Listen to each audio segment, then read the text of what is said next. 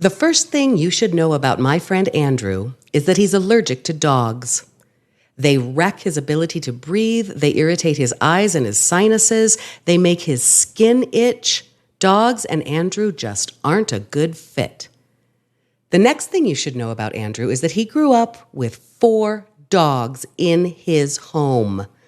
It's hard to believe now, but Andrew says he begged his parents to keep the dogs, even after the severity of his allergies was discovered. His life became a constant and complex battery of medications, nasal sprays, and prophylactic attempts to adapt to his canine environment. He doesn't live with dogs anymore, but in typical fashion, he has translated the experience into something useful. Andrew's ability to adapt to toxic things in his environment is just one of his superpowers. The first thing you should know about my friend Mrs. Filholm is that she's a homeowner. On this very day, Mrs. Filholm closed on her new house. If you've been following along, you know that Mrs. Filholm's requirements for the house were minimal. The number of bedrooms and bathrooms was negotiable, as long as the home had lots of outbuildings and sunshine for throwing pottery. The new place checks all the boxes, and she'll be moving in soon. The next thing you should know about Mrs. Filholm is that she has cause for celebration. We have champagne, and today's episode may get a little silly.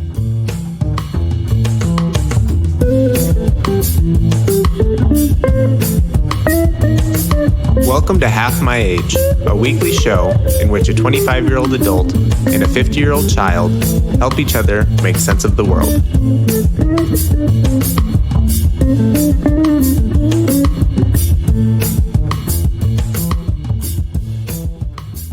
Okay, yeah, buying a house is an emotional day. I had all the feels.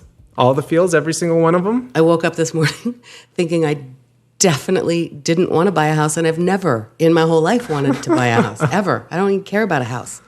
That's how I woke up. But of course it was fine and fun, and I signed a lot of paperwork, and I am now, like the rest of you miserable people, and I have a mortgage. It's like John Mulaney says. What does he say? The bank owns the house. I get to hang my shirts and pants there for 30 years is what happened. But yeah, I bought the house today. It was fun. Well, it's a good thing that you did buy a house, because now that you've been testing the limits of the Squirt project and introducing new items of clothing into your wardrobe, you need a lot more space to store it all. Opposite. I did not introduce anything. Remember, I took away. Whatever. I just some days don't wear the skirt, but I wear the leggings underneath. No, it's good for a lot of reasons that I'm getting a house. We have a podcast studio north. Where are my podcast slippers? Your podcast slippers are in the podcast box. All right, I forgot to get them out today. I'm going to be just a little uncomfortable, but we have champagne. Thanks, Andrew. You're welcome. Congratulations. Yeah, thanks. I'm so proud of you. Okay, you want to know what? What? It's funny to me that a mere few weeks ago, we sat here and I said, so what kind of things do you have to put into your budget? What kind of things do you have to think about in a month that you have to pay? Oh my God, it's clear to me now, Andrew. Yeah, your budget has all the gaps filled in. Okay, so right, obviously mortgage, and then insurance for the house and insurance for a car, and security system, and oh my God, Wi-Fi, and what are the other things? Oh, Excel Energy. Just go get yourself a big gun. What? I said security system. Just go get yourself Andrew, a big gun. I know. A friend of mine actually honestly sat me down who loves me so much, and she said, would I consider buying a gun? And, well, I'm not going to tell you. Maybe I will, because I don't want people to know where I live and think that I'm unprotected. Maybe I will buy a gun. That's all I'm going to say about that. I'm totally not going to buy a gun. I'm a sharpshooter, though, you know. I bet you are. I really am. I'm a very good shot, and I hate everything about it. I grew up in a household with lots of guns, and we'd often take friends from school out to the shooting range for their very first time. And there's a common theme in that people who shoot guns for the very first time are always an amazing shot. Oh, is that right? Yes. Well, it's not because I'm a first time, Andrew. This is throughout my life. So you're just a regular old Annie Oakley. Yeah, I guess I could see that. Be. I could see that. You've got. I imagine that throwing pots gives you a nice, sturdy core. I have a nice, sturdy core. I really do have a good core, and I'm low to the ground. Right? Yeah, my boys shot guns and had, we made them take hunter safety, and their daddy taught them how to respect a gun, and we had guns locked up in our house while they were growing up, but I was never, not 1 minute, actually very comfortable with that. I don't like it. You don't like it even to this day? Correct. I like it less to this day. This summer, Augie said to me, Mom, remember when you used to not let us play with guns or shooting games when we were growing up? And he said, I used to think you were being overprotective, but now I kind of get it. There had just been some mass shooting in the news, as there often is. And he said, but now I get it. And I said, well, I was being overprotective, but yeah, there's nothing entertaining about that to me. But you do find shooting guns entertaining. Oh, Andrew I really Bridges. do. You really do. I really do. I love, we've discussed it before. I'm a nerd. I love all things gear and Tactical and kind of guy.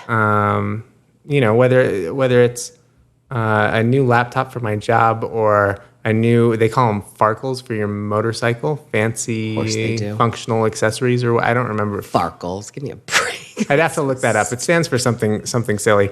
And guns are the same way. There's just a cool gear aspect to all of it. And they say that like an AR-15 is the boys' version of a Barbie doll because you can buy all the little parts for it and components and dress it up just how you want it. And I don't know. I'm sure that's probably that's a segment for Confess Your Unpopular Opinion, which is that guns are cool. But I like guns.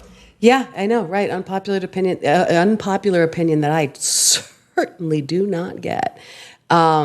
But I can respect that. Sure, I like how things work. Farkle, I see it, and I can't find what it's an acronym. Is what you're telling me? It stands for Fancy Accessories Related. What the heck is a Farkle? Writer magazine. Well, there you go. I'm looking at Urban Dictionary. It gives me the general idea, but I'm not finding anything helpful. While you're looking that up, do you remember the time I bought a gun purse? Vividly. I know. Vividly. That was at the llama race. So funny. It was at the llama race. I think the llama race was featured in one of our cold opens. Yeah, by you. Yeah. That's right. Okay. There's a dictionary definition for the word Farkle here. All right. It's a noun, a modification to a motorcycle that satisfies the following criteria. It creates bling, serves a purpose, the usefulness of which is in the eyes of the Farkler.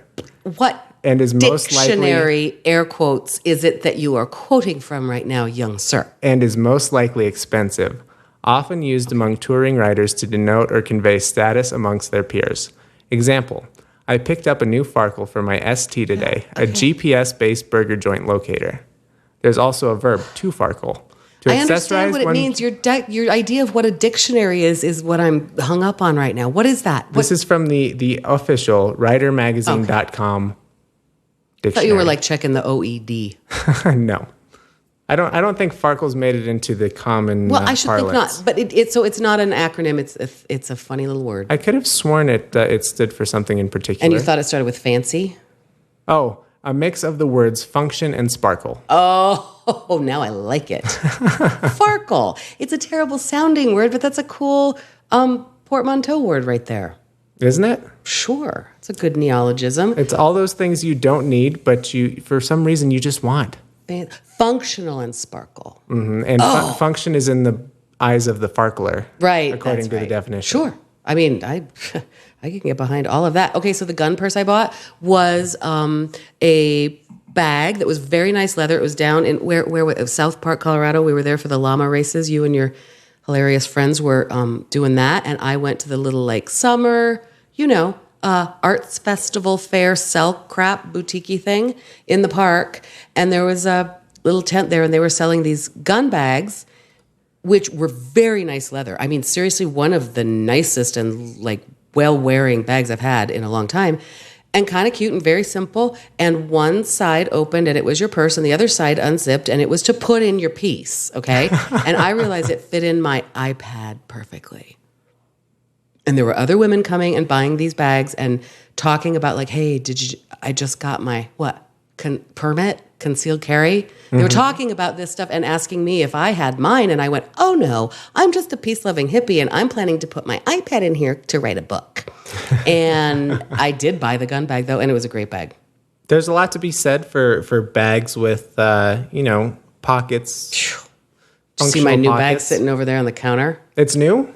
Yeah. I didn't know that. It looks all fancy. It looks all sparkly. Is it functional? It is that a Farkle? Farkle. It is so functional. In fact, I bought a different bag that I kind of liked better that was more elegant, and I took it back after 2 days, which broke my heart because I loved the look of it because it was not Farkle. It was Sparkle, but the function, it popped open if I put any amount of stuff in it, and it was not a bag for a lady who carries a large amount of things. It looked like it was, but it wasn't functional. Took it back, got this one.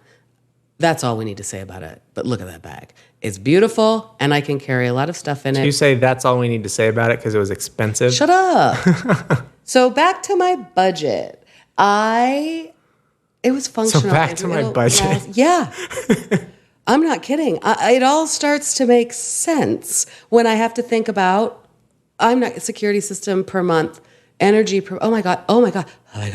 Also, okay, the house needs a new furnace. Probably not urgent, but also there's some CO2 leaking. I think it's time. We're just going to go ahead and do it. So I got some money back, whatever.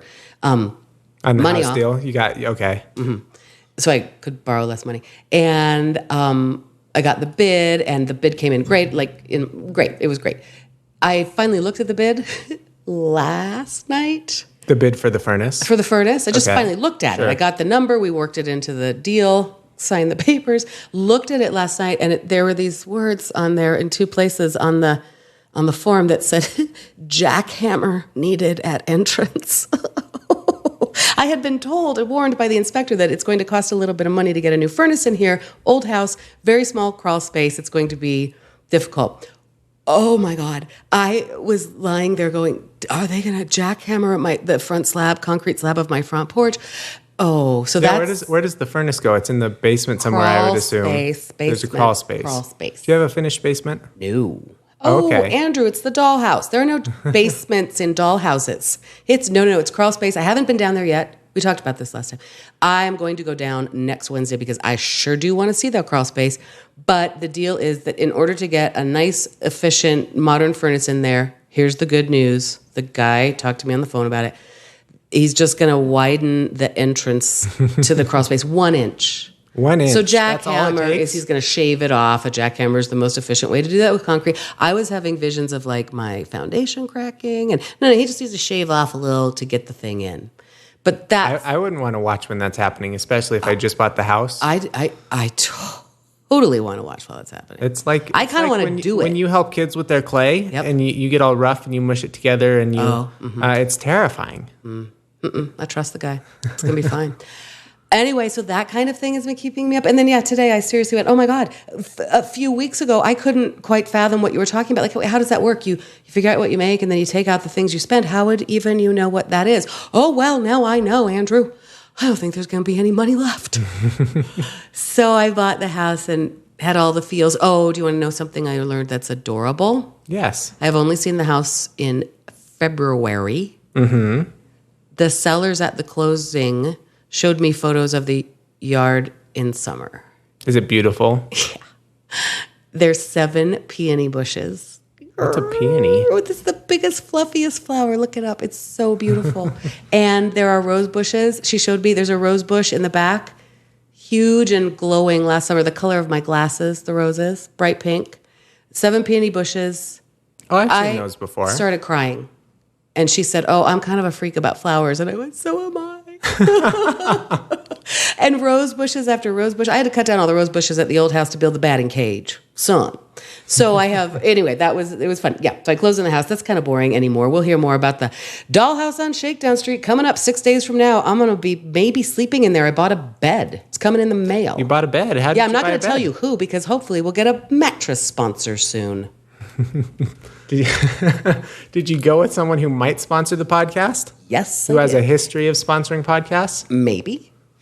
That actually doesn't rule out many companies. Correct. So that's what I'm saying. It's a maybe. They have a built-in bed frame. Mm-hmm.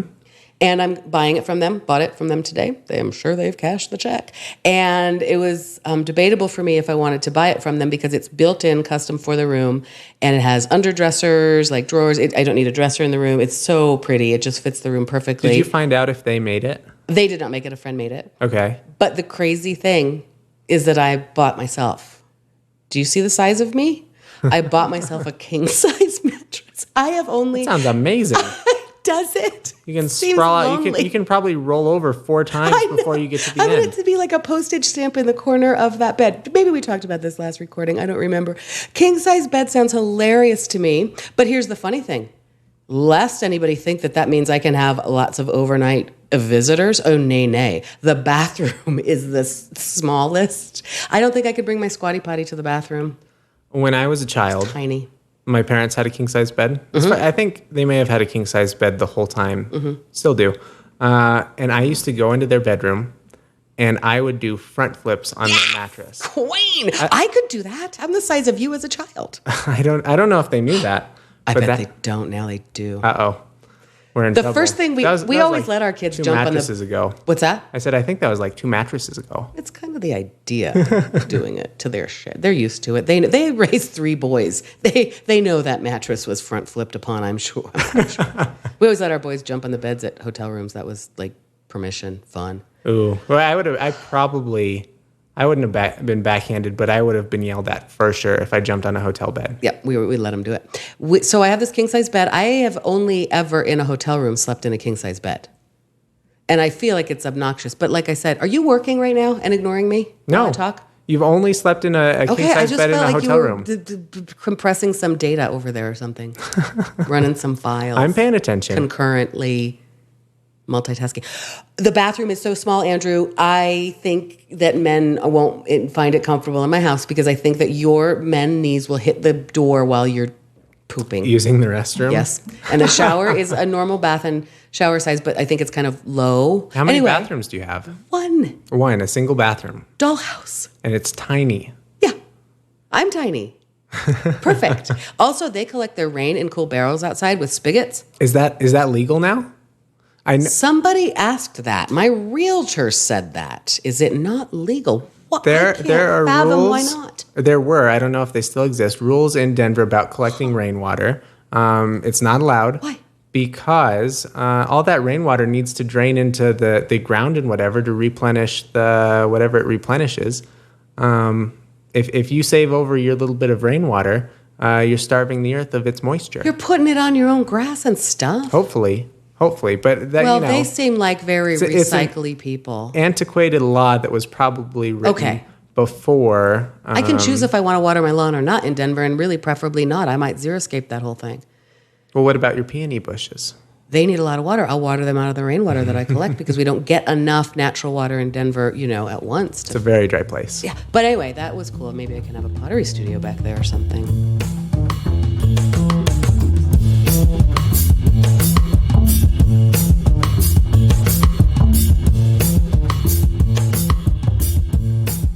All right. House boring. What else? You took a motorcycle trip. I took a motorcycle trip.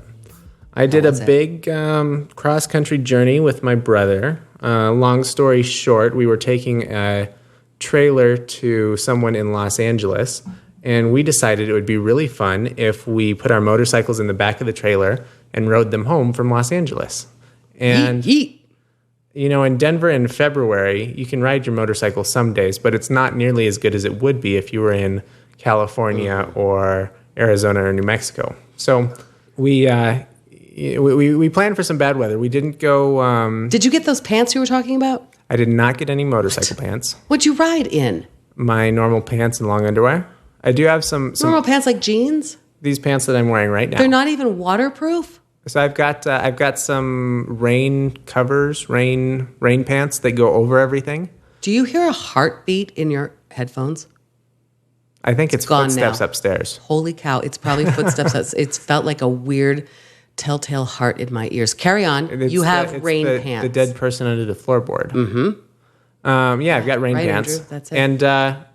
And consistently the trip, it was kind of mixed weather. We had to reroute our course because of unprecedented amounts of snowfall in Las Vegas and Flagstaff, and it totally rerouted. You were trying to come across the country bareback. Can you tell me more about rain pants? Are fine. So you kept dry. The motorcycle pants, the $400 motorcycle pants, are to keep you safe. Correct. Nicely done. Okay, well, you survived.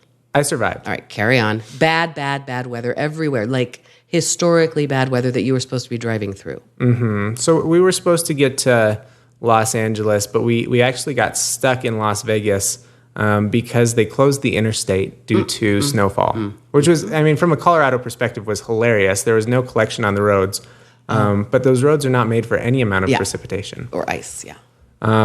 So we had to stay, and we spent the evening in the Mirage, which was a hotel that I don't think we stayed in the Mirage. We stayed in Treasure Island when I was very young. And it brought back memories of watching that silly. It's the dumbest, So silly. the dumbest volcano. Oh, yeah. Yeah, it's the cheesiest parts of Vegas. Yeah. It really is. Funny. But it was just like I was 7 years old again. It was super fun. Oh, that's interesting. In Las Vegas, Nevada, you felt 7 years old again. That's not what normally That's probably people not would what most say. people feel. No, that seems, it's what I think the Las Vegas Tourism Board, sponsor, would be very interested to hear that, right? It's supposed to make you feel childish magic. I don't want to That's tell why all them those lights are there. because they'll put me in the pokey for taking my Vegas stories and telling them on the air. What happens in Vegas is not supposed to be on a podcast. The pokey? Is that the jail? I believe so. I would have called it just the poke. The poke? I don't know. Doesn't matter.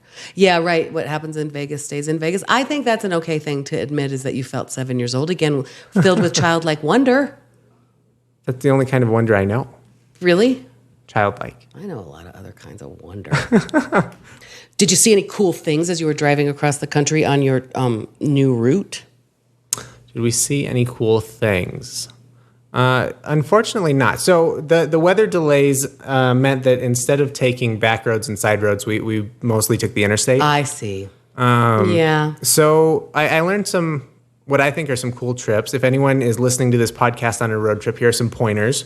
If you're on the interstate for a long time, never buy gas at the first gas station, because if you drive 1 mile further, there's a gas station that has gas for 50 cents cheaper. Pro tip.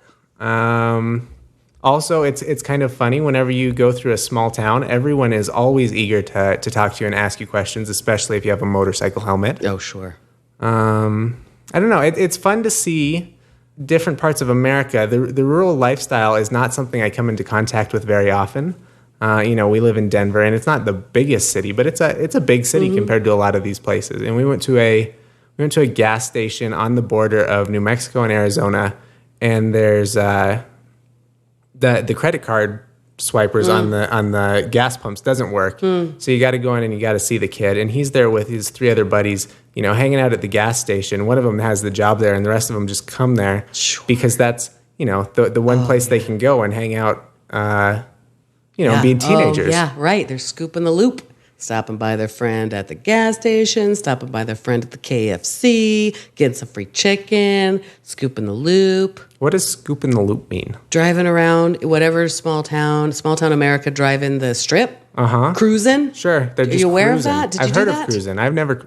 You didn't really when we got our driver's licenses, we drove around just to drive. But just to drive. But like you probably went to your suburban ostentatious friends' homes. You know where we went? Didn't, We went to the stupid yogurt, frozen yogurt places. Yeah. Oh, funny. Froyo was probably at its peak when I got my driver's license. Sure. Froyo. After, there Hanging out was at 7-Eleven. the wave in the 90s when it came up in Seinfeld. Yeah. Right. I hit the second wave of Froyo. You really did. I believe there might be a third wave. We're in third wave feminism froyo right now because I think it's happening again, which confuses me. So scoop, just where teenagers hang out up to no good at a gas station where their friends The thing work. is, I think that most of the time they're not up to bad either. I know they're that just for up. a fact. They are often up to good, teenagers. However, often, that's part of my book. Perhaps you've read it. It's often teenagers are up to good. So I just love that. Yeah, small town. This is the center of somebody's life right here. This gas station off the interstate. Sure. You get together and you go meet at the A&W. Did they think that your motorcycle was cool? They, they're I don't know what they're doing. Hey man, when you pull out of here, can you throw a big wheelie? Oh yeah. Yeah. I once sat with you at a restaurant when we were designing a website or doing some metrics on my website. We were at a pizza place in Denver, Colorado, and a 55-year-old well-dressed man, do you remember this? Came into the restaurant, asked the hostess something, came over to our table, asked you about your motorcycle, and then walked out of that restaurant.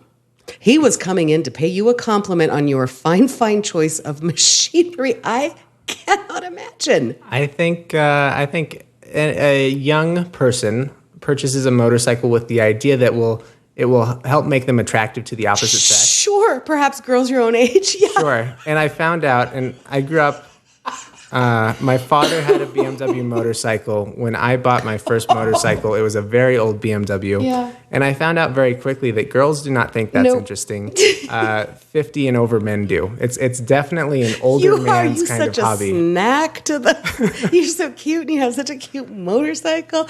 Yeah, that was stunning to me. I don't get it because I've never ridden on your motorcycle. I don't want to, really. They scare me. I was raised with a fear of motorcycles. They can be scary. Yeah. They can be scary. But I got to tell you, the endlessness of guys who give me the thumbs up at stoplights, and it's not like your typical biker guys in leather and No, it's like not. old, mild mannered. Okay, mild mannered had that man who came in to compliment you on your motorcycle had a shirt on that cost $150, a button down shirt, and with a little flare, that kind of a guy. Yeah, That his wife bought for him. Pardon me? I said that his wife bought for him. Yeah. He's a Oh yeah. he's kind of a milquetoast kind of guy. He doesn't fancy himself milquetoast. He's got a little edge. He's got a little flower when he turns up his cuff, Andrew. He sees you in your bike. Have you ever, when you're driving across America, looked at the app roadsideamerica.com? No, I've never heard of that. What is that? Is that where all the attractions are? Is that how you found I know that you have heard about it. The world's largest frying pan? Yes. I still have that somewhere. I know. I gave you a replica of the world's largest frying pan. Do you remember what you said about it? A miniature replica of the world's largest frying pan. Did I say back here we just call it a frying pan? Just a frying pan. Yeah, that was because George, my son, and I was on a road trip by myself for a while, which was so fun. I learned a lot about road trip tips. And then I picked George up in Chicago, and we made a nice windy road trip back. And yes, in Iowa, we went out of our way to see the world's largest frying pan. It was pretty impressive. Not as impressive as one would have hoped, but pretty impressive. Yeah, roadsideamerica.com. You can literally you can follow a blue dot as you go. Mm-hmm. We went to Tulsa, Oklahoma a couple of years ago for George's 18th birthday, as a matter of fact, poor kid, to visit his brother who was there doing a service here. I'd like to interject. You went to Tulsa, Oklahoma for George's 18th birthday. And on a previous birthday, maybe it was Christmas, I believe his present was a faucet for the kitchen. Mm-hmm. I think that was a joke. I know. I don't know about that. Poor George. You don't even know about the Summer of George party we once had that went from 8 in the morning until 2 o'clock the next morning for George Filholm. Because that was kind of because we hadn't given him a proper birthday party. It's because you got him a faucet last year. I don't think that's really true. Okay. George got a Kitchen Ninja blender for a birthday one year, but it's actually his. Yeah? Did he take it to school? Nope. He doesn't make margaritas in the dorm, I guess. He's an RA. He can't. I think this is OPSEC. I think we're dangerously close to... Anyway, we went to Tulsa, Oklahoma, which is a sort of horrible place to go, but it is interesting. Roadside America tells you, all the stuff along the way that may or may not be interesting, Mm-hmm. Depending on what you're interested. Pardon me? Depending on what you're interested. What interests you? More like depending on what the area of America provides, because a lot of times there is a house that has a shed made entirely out of bowling balls if you go 1 mile out of your way this way off the highway. It's that kind of stuff. Is that real? Yeah. I mean, kind of. I want to see that. Did you go see that one? I did. How was it? I saw the bowling ball structure. Pretty badass.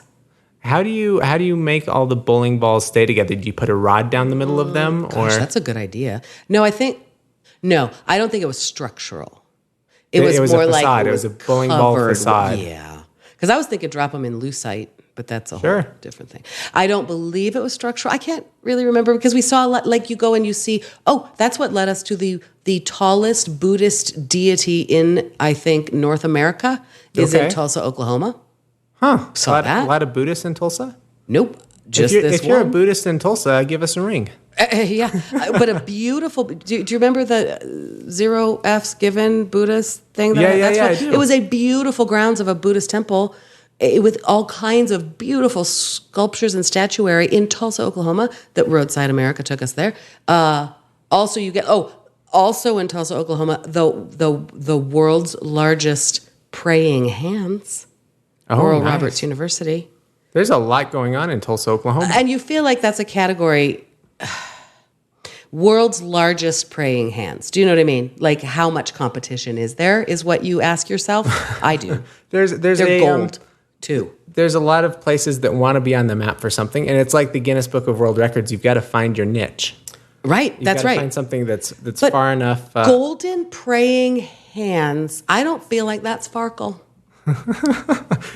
In that it's not functional, or it doesn't have any sparkle. It sure sparkles, Andrew. They are giant golden praying hands. Okay, so that's roadsideamerica.com. That's one of the tips that I recommend for a road trip. I also recommend watching for the truck drivers. They are the good Samaritans along the road, no doubt about it. Do you know what I'm talking about? Oh yeah, when we got turned around between Las Vegas and Los Angeles, and our first thing, we got out of the car. We're all stopped there. We haven't moved in 20 minutes. And my brother gets out of the car and he goes over to the semi and says, "Hey, you heard anything on your CB?" Mm-hmm. Breaker 19, bro. First of all, they are sources of information. Gosh, did you watch some of those walkie-talkie movies in the 70s? CB culture, are you aware of that? Do you ever yeah. I suppose that's a grandpa thing for you. I watched a little bit of the Dukes of Hazzard when I was growing up. Yeah. And, you got Bo and Lou Duke and I wonder if we watched an Cooter episode. coming at you. Yeah. I wonder if we watched an episode of that right now, what that would seem like. Can you? I can't imagine. That would be a very problematic show. No, I'm sure it is. Yeah. But did you ever mess around with CBs? Have a handle? We didn't have. Of course I had a handle. I think Airsoft I guy? think it's from a comedy sketch. But my handle is Rubber Ducky Blues. I don't know the comedy sketch. I don't know either. What? It's just something that something you heard whenever along the I way. pretend to do radio talk, I always say, "Hey, this is Rubber Ducky Blues coming at you." You have a thing for that? Oh yeah. You have an alter ego that pretends to do radio shows? Not radio, like walkie-talkie stuff. Can I hear a bit of it? No. Come on. That's all it is. Train like a performance. Well, don't you go like breaker 19? You got to have a patter there. I always say Niner. Niner's a good one for the radio. Alpha Charlie Niner 47. All right, so truck drivers have that. They have the intel. They do things like the first time I ever drove across country with a moving truck, and I felt very conspicuous, and scared, and I didn't know my boundaries. They do that nice thing of like flashing to let you know when you've passed them, you're safe to go in. You're safe. You pass a big old rig, and you're wondering, am I safe to go back into that lane? And they flash and let you know. Sure. Driving across country, boy, on the interstates a couple of years ago when I was driving back from the East Coast, I just felt so. They're constantly I felt so thankful, honestly, for like our tax dollars at work. Isn't it amazing that you can go from one end to the other on good paved roads? And so much of the East Coast, truly, it felt more like this, definitely East Coast into Chicago, was like walled like it is through downtown Denver now. You know what I mean? Like sound barriers and stuff and safety barriers so that the snow mitigation is really easy. And there are on those East Coast highways especially, you a lot of them are paid toll roads, by the way, which is interesting.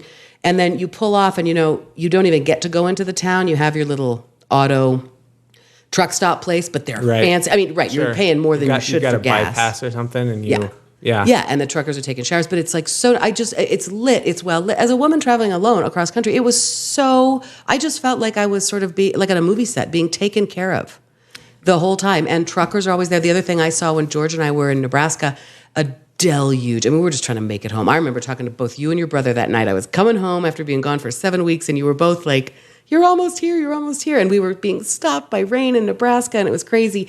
And it was a deluge. And truckers made a barricade across the road. They closed the highway down.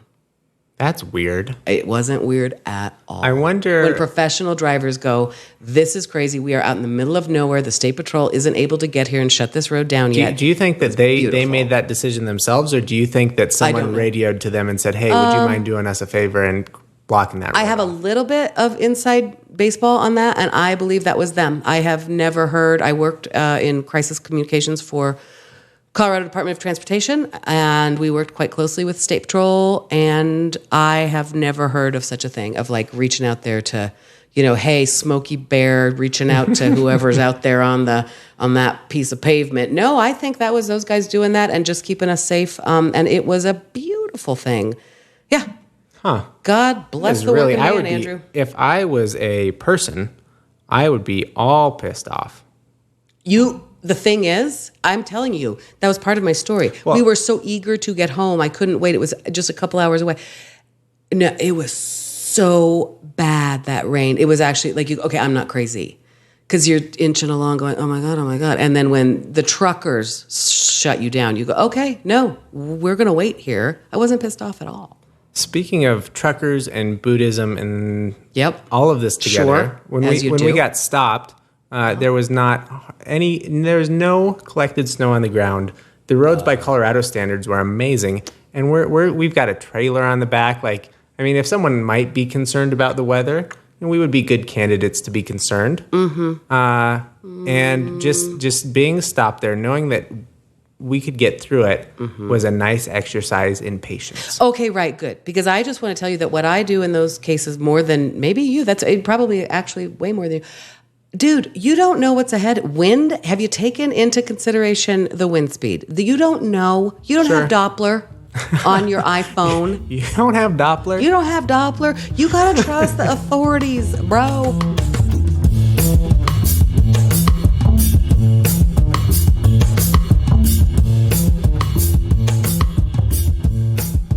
My therapist told me today that one of the reasons you are a good friend for me is because you don't catastrophize things, and you help me learn to not catastrophize things. And I said, Andrew refuses to catastrophize things.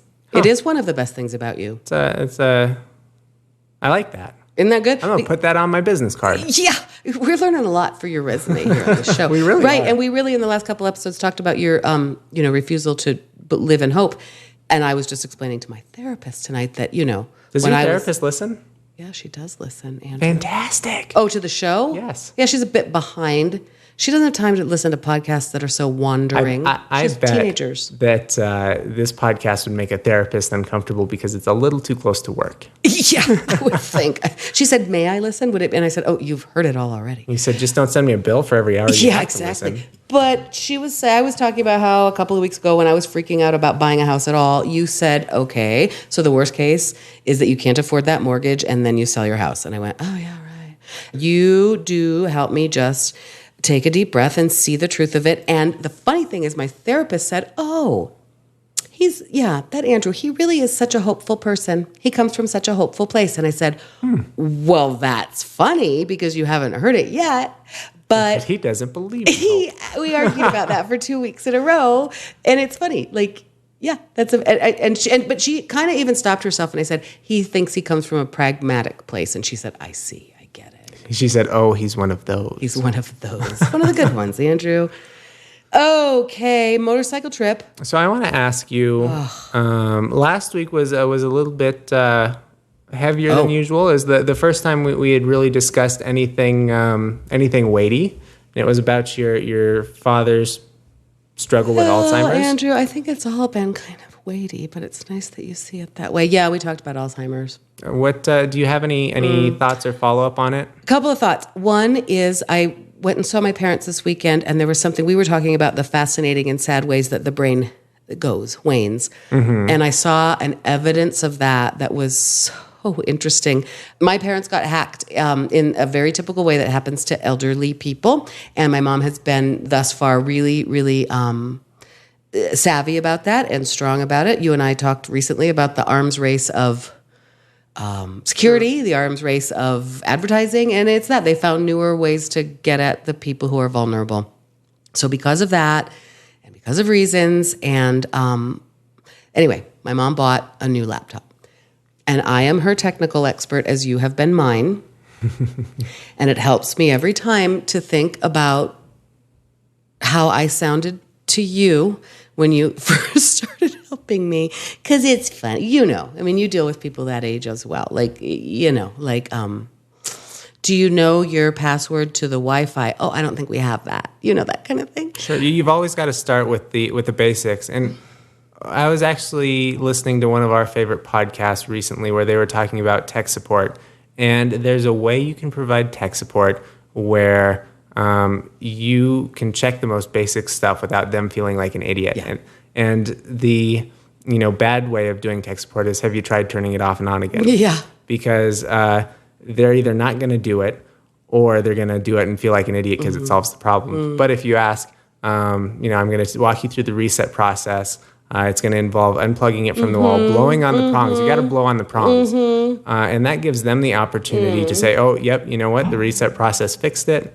And, they don't look like an idiot and their problem is solved. I have talked about this before a lot, but I used to love when I first started getting back into the Apple ecosystem. And I said at the time, I haven't been there for a while, but those Apple one-to-one care appointments that I could make go in were just the best teachers in America at the time, because they would say things like, do you remember your password? And they never touched my machine. They would let me put my hands on my machine and walk me through it in a smart way. With no expectation that you should remember your password. Yeah, right? I know, right. Anyway, so there was a lot of that, helping my mom get set up back on email and Facebook, because those are the two things that she needs.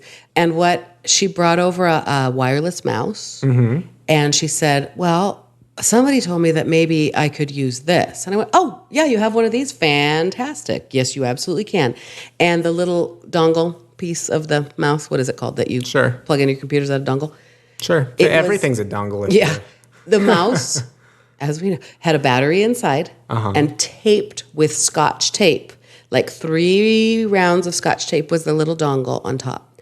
That dongle fits perfectly inside in a little kangaroo pouch like they all do. I've got a mouse just like that. Of course. I have 6 of them that I take care of at work that get checked in and checked out.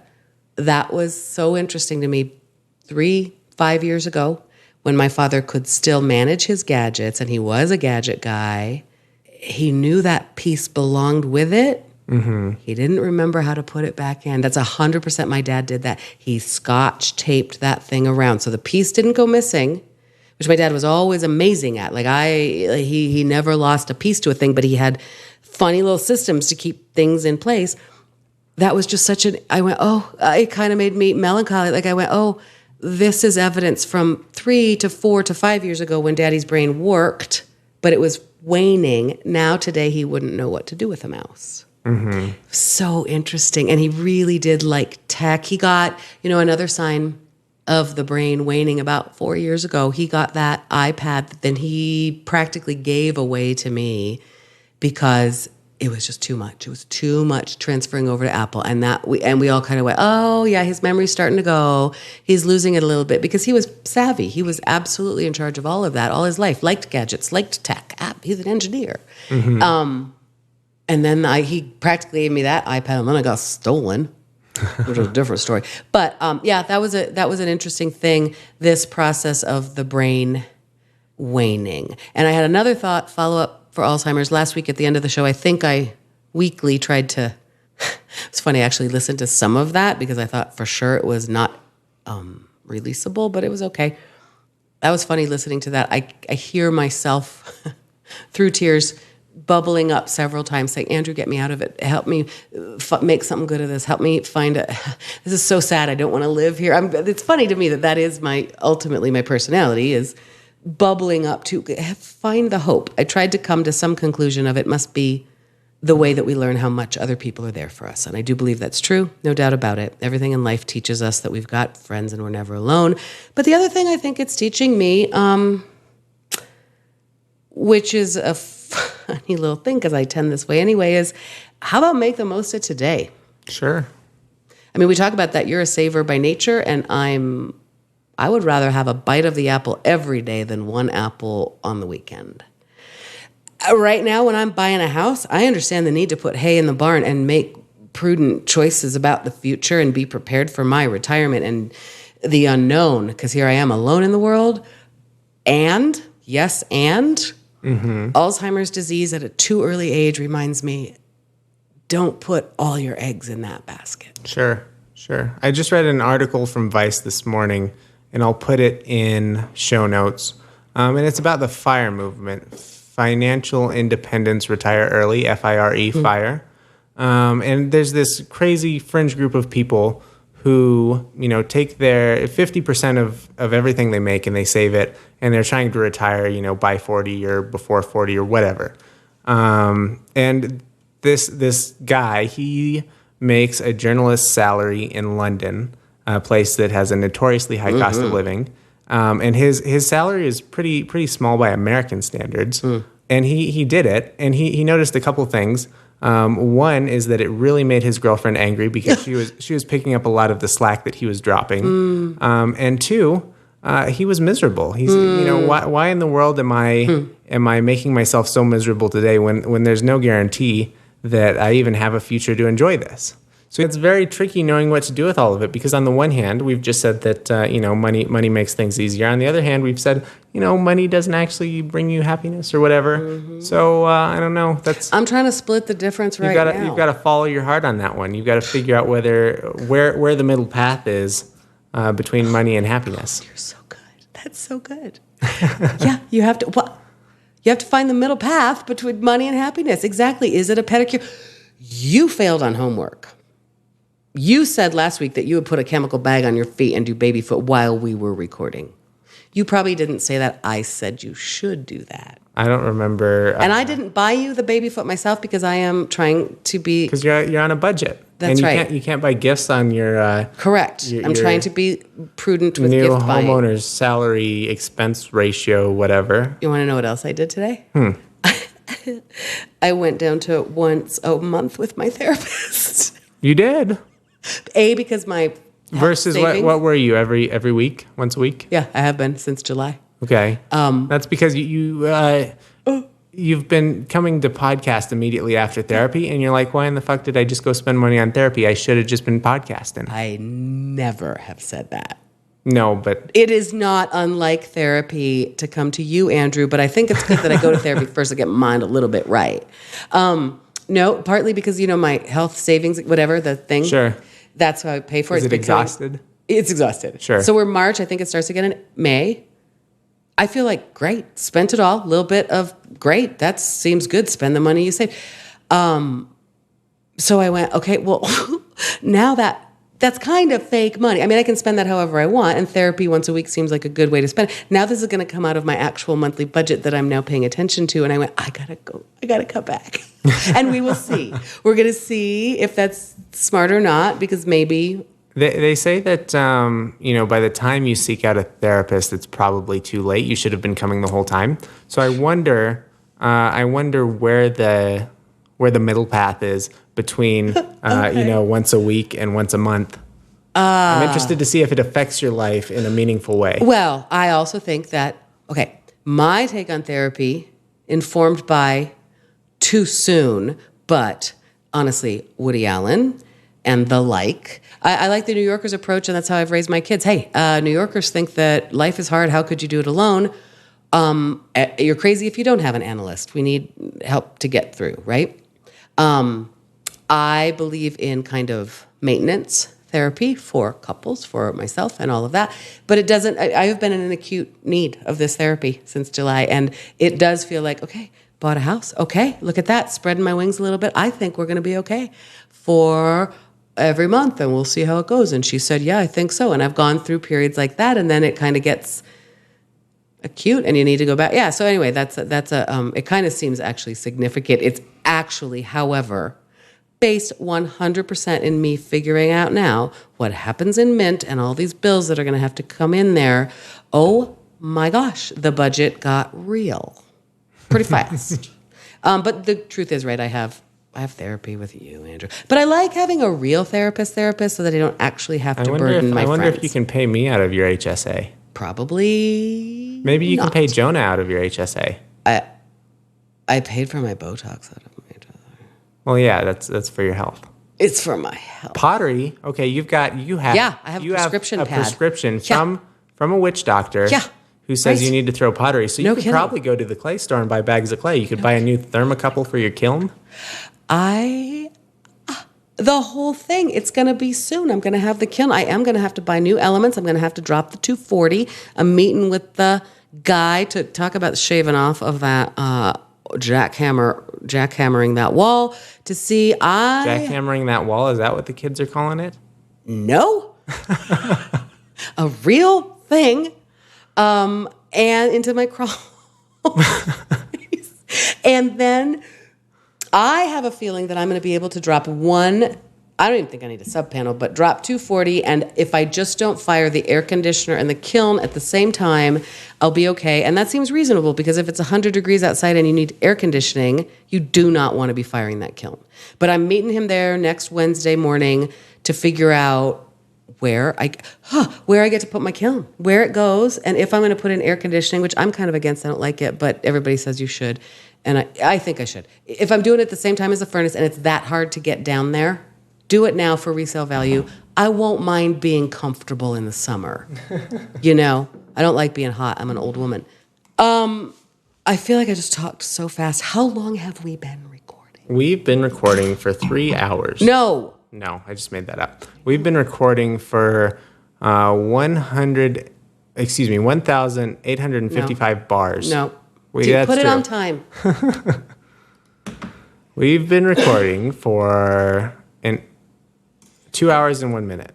No shit. Okay, we're done then, man. That's too long. I'm a little concerned because in my cold open, I warned people that it may be silly. It didn't feel very silly. Oh, it really wasn't very silly. Huh. Well, I mean, I'm always silly. Maybe when we record for the first time in your new house, it will be silly. I know. I feel like 2 weeks from tonight could be first recording. If I pushed it, we could do a week from tonight, but I think that's pushing it too hard, Andrew. That's kind of like camping in the backyard. That'd be fun. It might be fun. We'll see if I have Wi-Fi. That's the only issue. You don't actually need Wi-Fi to record the podcast. What? Well, then we can do it. Yeah. We should do it a week from now. Bruh. Okay. Guess what they're going to leave me in the outbuilding? A podcast table. I didn't tell you that on air. You wrecked the joke. You should stop telling me things off air. I tried to save it for the show. Okay, wait. It doesn't matter. Okay, yeah. Okay, so a week from now, I don't know about things like what the timing is of when I have to turn on the electricity, but I can figure it out. I got to get the modem and the Wi-Fi set up. You should schedule your, whether you decide, we've got 2 internet providers here. You should pick one. I've picked. And you should schedule it. I know. Because they do schedule out 2-3 weeks. I know. I am scheduling. I was wondering if you wanted to help me figure out which service I wanted from my provider, but I thought it would be too boring for the show. And do you have a modem recommendation?